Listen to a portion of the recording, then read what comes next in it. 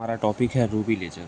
ठीक है, पिछली क्लासेस में हमने लेजर और उसकी कैरेक्टरिस्टिक्स के बारे में देख लिया था। ठीक है, ये जो रूबी लेजर का टॉपिक है ये हमारे BTUP 2026 में जो अप्लाइड फिजिक्स 2 का पेपर होने वाला है उसके लिए मोस्ट इम्पॉर्टेंट क्वेश्चन है। ठीक है, तो हम देखते हैं।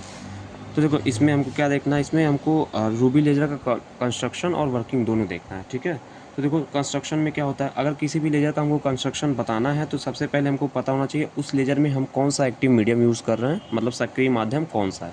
ठीक है, और दूसरा हम रेजोनेंट कैविटी कैसे अचीव कर पा रहे हैं और पंपिंग किस टाइप की उपयोग कर रहे हैं। तो देखते हैं रूबी लेजर के लिए हम 1 बाई 1 चीज़ों को देखते हैं। ठीक है, तो रूबी लेजर में जो हमारा एक्टिव मीडियम होता है ना, वो हमारा होता है रूबी क्रिस्टल। रूबी क्रिस्टल जो कि होता है एल्युमिनियम ऑक्साइड, और इसमें हम क्या करते हैं, क्रोमियम आयंस का क्या करते हैं, यहाँ पे क्रोमियम आयंस डोप किए जाते हैं। तो ये हो गया आपका सक्रिय माध्यम। ठीक है, और ये 1 नंबर के क्वेश्चन में कई बार पूछा हुआ क्वेश्चन है कि रूबी लेजर में कौन सा एक्टिव मीडियम होता है। दूसरा देखो रेजोनेंट कैविटी हम कैसे अचीव करते हैं, इसके लिए हम क्या करते हैं, 2 मिरर्स का उपयोग करते हैं, 2 दर्पणों का उपयोग करते हैं, जिसमें से एक जो होगा हमारा, एक जो होगा वो हमारा हाईली रिफ्लेक्टेड होगा, और जो दूसरा होगा हमारा वो पार्शियल रिफ्लेक्टेड होगा। वो पार्शियल रिफ्लेक्टेड होगा मतलब ये क्या होगा, एक मिरर ऐसा होगा जिससे कोई भी लाइट क्या उसको पार करके आगे ना जा पाए, मतलब अगर उससे टकराती है तो हमेशा वो रिफ्लेक्ट करके आगे बढ़ाएगा उससे। ठीक है, और जो दूसरा मिरर है उसमें पार्शियल रिफ्लेक्शन का जो हमारा रिफ्लेक्टेड मिरर का क्या मतलब है कि वो क्या करेगा, उसका कुछ हिस्सा जो है ना वो पॉलिश नहीं रहेगा, मतलब जैसे हम मान लेते हैं अगर 90% हिस्सा जो है वो पॉलिश रहेगा, बाकी मतलब 10% हिस्से को छोड़ दिया जाएगा। ठीक है, तो ऐसा होता है हमारा ये पार्शियल रिफ्लेक्टेड मिरर। अभी हम जब उसका कंस्ट्रक्शन बनाएंगे तो देखेंगे भी। दूसरा होता है पंपिंग टाइप, इसमें हम क्या यूज करते हैं। ठीक है, तो तीसरा हम जो पंपिंग इसमें यूज करेंगे वो हम यूज़ करेंगे ऑप्टिकल पंपिंग। अगर इतनी चीज़ें पता हैं तो किसी भी लेजर का कंस्ट्रक्शन बता सकते हो। अब यहाँ ध्यान दो, ये हो गया हमारा इसका कंस्ट्रक्शन। इसमें हमने क्या यूज़ किया, ये हमारा रूबी क्रिस्टल है। ठीक है, ये जो हमारा है ये रूबी क्रिस्टल है, मतलब ये रूबी सिलेंडर है, रूबी सिलेंडर।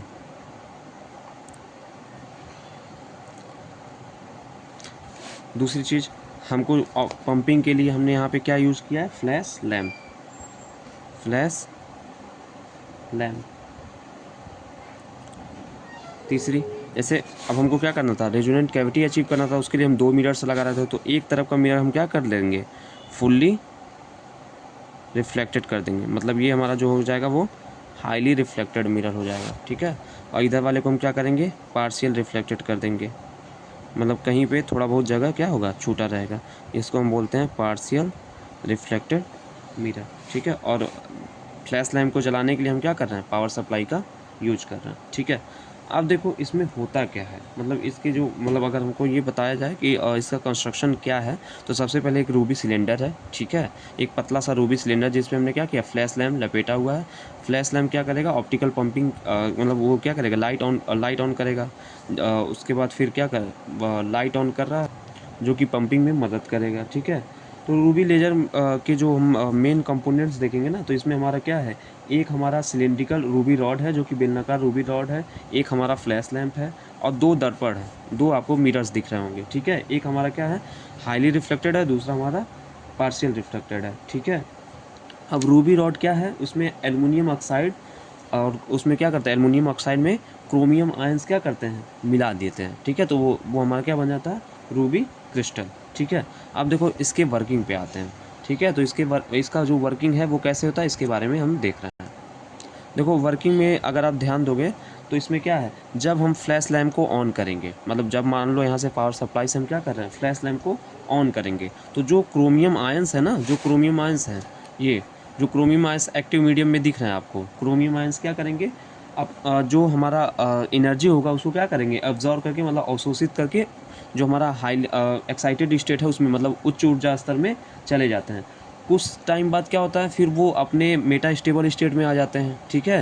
मतलब वो क्या अर्ध स्थिर अवस्था में आ जाता है। आपको सभी को पता है, पिछले क्लासेस में हमने बताया भी था कि मेटा स्टेबल स्टेट में जो इलेक्ट्रॉन्स का लाइफ टाइम होता है वो ज़्यादा होता है as compare to normal excited state, ठीक है। तो मेटा स्टेबल स्टेट में आ जाते हैं जहाँ वो अधिक समय तक रहेंगे। अब आपको पता है कि जहाँ अगर किसी एक्साइटेड स्टेट में इलेक्ट्रॉन ज़्यादा अधिक समय तक रह रहे हैं तो वहाँ पे उनकी संख्या क्या होगी, ग्राउंड स्टेट से ज़्यादा हो जाएगी, ठीक है। तो उससे क्या हमको अचीव हो जाएगा, पॉपुलेशन इन्वर्जन अचीव हो जाएगा, जिसके बारे में भी हमने पिछली क्लासेस में बताया था, ठीक है। तो जब हम क्या करेंगे, जब ये मेटा स्टेबल स्टेट में अगर जो भी इलेक्ट्रॉन्स हैं, ठीक है, जो इकट्ठे हो गए थे, उनमें हम क्या करेंगे, एक उपयुक्त ऊर्जा वाला, ठीक है, फोटोन क्या करेंगे वहाँ से, फोटोन वहाँ पे क्या करेंगे, बमबारी करवाएंगे। तो उस समय क्या होगा, स्टिमुलेटेड एमिशन होगा। स्टिमुलेटेड एमिशन होगा तो हमारा क्या होगा, एक same energy, same frequencies, same direction का हमारा एक कोहेरेंट जो है क्या, वहाँ से फोटोन आगे की तरफ निकलेगा, ठीक है। अब ये जो फोटोन निकलेगा ये क्या होगा, ये जो हमारे मिरर्स हैं ना, इनके बीच में बार बार ऐसे यहाँ क्या होगा, ऐसे रिफ्लेक्ट होता हुआ ऐसे निकलता रहेगा। और एक टाइम ऐसा आएगा जब वो क्या होगा, ये पार्शियल मिरर से बाहर की तरफ निकल जाएगा, ठीक है। अब इससे आप देख रहे होगे इसमें हुआ क्या कि जब ये बार बार टकरा रहा था ना, तो बार बार टकराने से एक जो एंड में क्या था, एक मतलब बहुत ही कहते हैं कि बहुत ही कोहेरेंट और इंटेंस, ठीक है, एक हमारा लाल जो हमारा लाल जो लेज़र लाइट है ना, रेड लेज़र लाइट, वो हमारा बाहर की तरफ निकल गया, ठीक है। अब देखो इसकी विशेषता क्या होती है, ठीक है, इसकी विशेषता क्या होती है। इसकी विशेषता में अगर हम देखेंगे तो जैसे इसमें बताया जा रहा है कि ये जो हमारा जो लाइट लेज़र लाइट निकल रही है वो हाईली इंटेंस होगी, मोनोक्रोमेटिक होगी, कोहेरेंट होगी और डायरेक्शनल बीम होगी। और वो कैसे कलर में कैसी होगी, रेड लाइट होगी, ठीक है। अब देखो इसकी या तो विशेषता कहो या तो फिर एक वो कमी कहो कि ये क्या है, पल्स मोड में क्या कर रहा है, ऑपरेट कर रहा है, ठीक है। मतलब एक जो हमारे रेज निकलेंगी ना, जो लेज़र लाइट निकलेगा वो पल्स के फॉर्म में निकलेगा, वो हमारा क्या होगा, पल्स के फॉर्म में निकलेगा। लेकिन हाँ, ये बहुत ही ज़्यादा क्या होंगी, इंटेंस होती हैं, ठीक है। तो ये इसके कैरेक्टरिस्टिक्स भी हैं, ठीक है। अब देखो रूबी लेज़र का उपयोग कहाँ कहाँ करते हैं हम। जैसे रूबी लेज़र का उपयोग जो है हम होलोग्राफी में करते हैं, मेडिकल ट्रीटमेंट्स वगैरह में करते हैं, जैसे स्किन थेरेपी वगैरह हो गया, ठीक है, उस सब में हम करते हैं, ठीक है। तो ये हो गया हमारा रूबी लेज़र, जिसमें आपको इसका कंस्ट्रक्शन लिखना है और वर्किंग लिखना है, ठीक है। जिसमें हम सबसे पहले हमको कंस्ट्रक्शन लिखने के लिए ये मालूम होना चाहिए कि एक्टिव मीडियम क्या क्या है उस लेज़र में, रेजोनेंट कैविटी हम कैसे यूज कर रहे हैं, मतलब क्या करके रेजोनेंट कैविटी हम बना रहे हैं। कैविटी का मतलब ये होता है किसी चीज़ को मतलब अंदर ही क्या होता है, बांधे रखना, ठीक है। पंपिंग हम कौन सी टाइप की यूज कर रहे हैं, ठीक है। तो पंपिंग भी हमने पिछले लेक्चर्स में आपको बता दिया था, ठीक है। कंस्ट्रक्शन में भी फिर से हम बता दे रहे हैं। कंस्ट्रक्शन में क्या होता है कि हमारा एक रूबी रॉड होता है, सिलेंड्रिकल रॉड होता है, जिस पे फ्लैश लैम्प क्या होते हैं, ऐसे लपेटे रहते हैं। हम जब पावर सप्लाई से फ्लैश लैम्प ऑन करते हैं तो ये क्या होता है, ये एनर्जी वहाँ से जो क्रोमियम आयंस है वो एनर्जी ऑब्जर्व करके हाई एक्साइटेड स्टेट में पहुंच जाता है। और जब एक्साइटेड स्टेट से वो मेटा स्टेबल स्टेट में आता है तो वहाँ पे इलेक्ट्रॉन क्या होते हैं, इकट्ठा होने स्टार्ट हो जाते हैं, जिससे पॉपुलेशन इन्वर्जन मिलता है, ठीक।